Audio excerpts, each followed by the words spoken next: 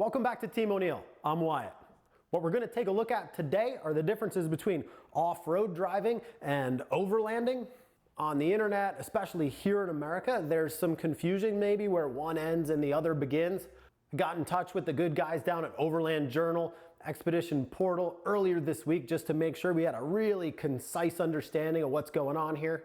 So let's just take a few minutes, we'll look at some maps, we'll have a good time, and we'll figure out what overlanding really is.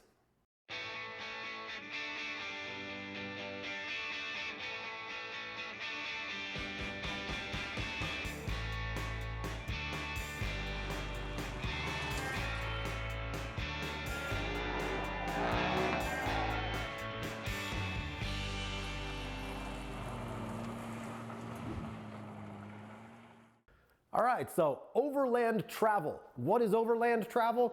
It's travel over land, as opposed to by sea or by air.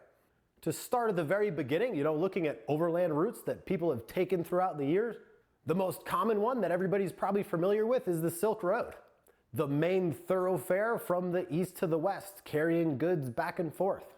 There are many more, but the Silk Road is an overland route that's been in use for 2,000 years.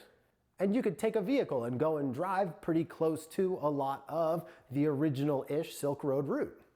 As time went on and vehicle travel became common, we needed to get cars to travel along these overland routes.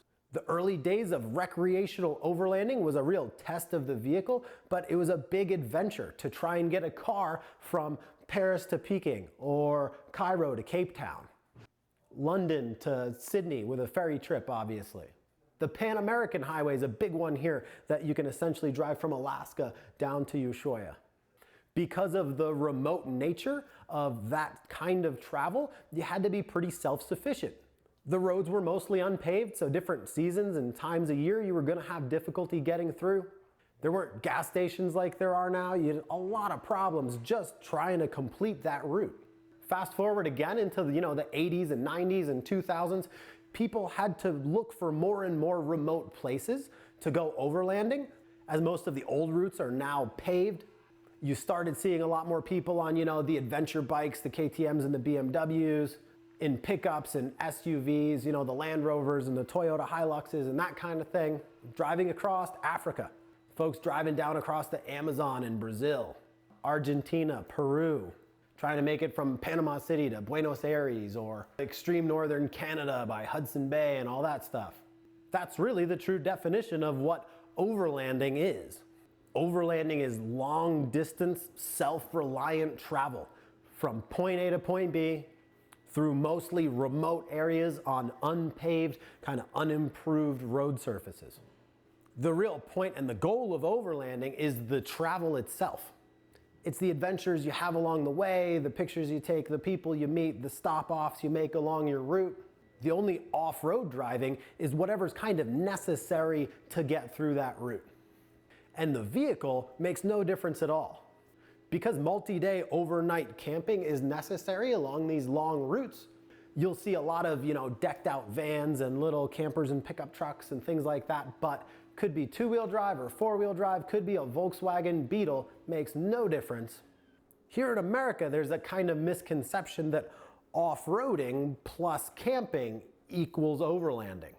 And while off-roading and camping are an excellent combination, and you should be out there hopefully doing that as much as you possibly can, that's not what overlanding is. Hop online and look at that Instagram hashtag overland. Maybe 10% of those folks that are on there are actually overlanding. The big one we see all the time here in the States is the Rubicon Trail. It's a famous off-road trail. It's 22 miles long. You can't overland the Rubicon Trail because it's only 22 miles long. It could be part of a much longer overland route, but if you're only doing the Rubicon or kind of road tripping there and home again, you're not overlanding, you're off-roading, which is still a wonderful thing. Here in the States, we're tremendously lucky that almost 30% of this landmass is public land. There are about 640 million acres of land that you can go out and explore. It's Bureau of Land Management land, it's National Forest Service land, it's the National Park Service. There's a ton of drivable terrain out there, and you could certainly put together some overland routes. But another big one is Moab. Moab's an amazing place. It's a national treasure. I was there a few years ago and did some driving. It's wonderful. Whether you're camping or not, you could have a fully decked out overland rig with a roof tent and a fridge in the back and inverters and awnings and all this stuff. If you're just wheeling around in Moab and camping out, you're wheeling around and camping out. You can certainly go overlanding, even on a pretty small scale. Look at the state that you live in and the neighboring areas and things like that. Here in the Northeast, New Hampshire, again, we're lucky that we've got over 1,500 miles of Class 6 roads. A Class 6 road here in New Hampshire is a unimproved, typically gravel back road that the state doesn't maintain, the town doesn't maintain. There's 1,500 miles of that just in our little state. We're only a few miles away from the Vermont border here. If you hop over the river into Vermont, you've got 1,700 miles of Class 4 Vermont roads. A Class 4 Vermont road is the same thing. It's a public road / trail that you're absolutely allowed to drive down, but it hasn't been maintained by the state or the town or anyone in a long period of time. Again, these can get pretty technical. There could be some stream crossings and that kind of thing. But even just between New Hampshire and Vermont, the two really small states up here in New England, you've got over 3,000 miles of trail. It would be easy to put together a long distance overland route that zigzags through. Maybe you nip up above the border into Quebec, or you go into New York or Massachusetts or Maine a little bit.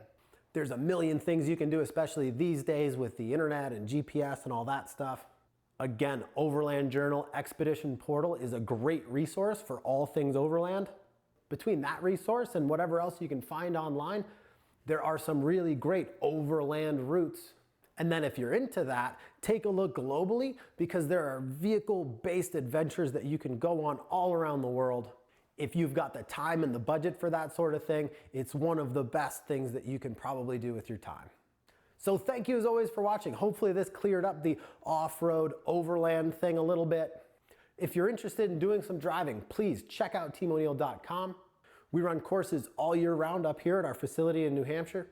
If you're into these kinds of videos, take a look at our channel and consider subscribing. Have fun, be safe, and we'll catch you next time.